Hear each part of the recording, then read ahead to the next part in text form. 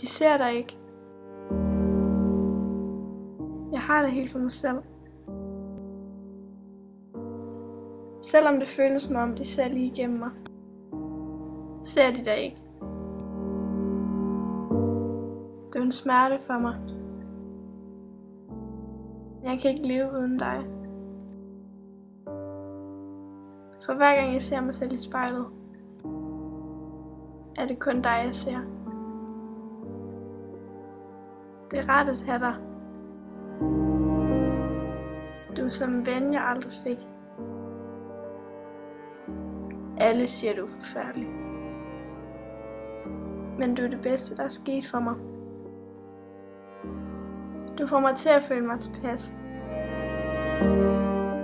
Også selvom samvittigheden gnaver i maven på mig. Mor og far kender slet ikke til dig.